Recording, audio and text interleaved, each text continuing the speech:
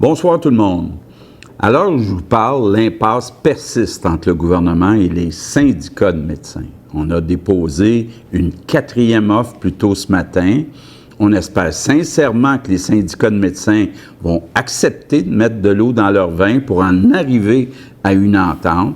Mais si les syndicats campent sur leur position, le gouvernement va déposer un projet de loi vendredi matin. Je veux être bien clair sur un point central. On ne fait pas ça contre les médecins. On fait ça pour les Québécois.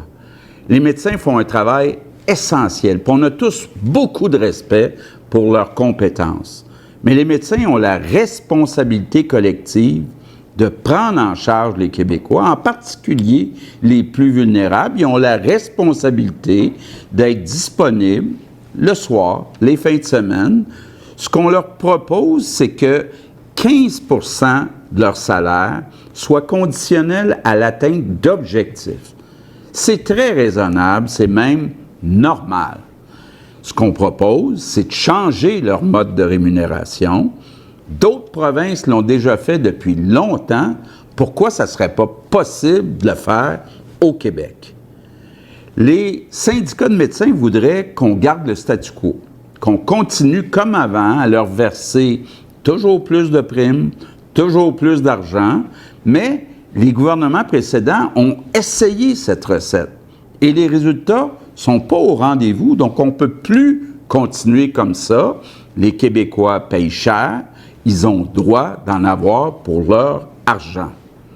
En plus, les syndicats sont en train de retarder l'arrivée des nouveaux médecins avec leurs moyens de pression dans l'enseignement. On ne peut pas accepter ça. Tous les gouvernements avant nous ont toujours cédé aux pressions des puissants syndicats de médecins. Nous, on ne va pas céder. Si on n'arrive pas à s'entendre d'ici vendredi matin, on va déposer un projet de loi pour changer leur mode de rémunération et pour mettre fin aux moyens de pression.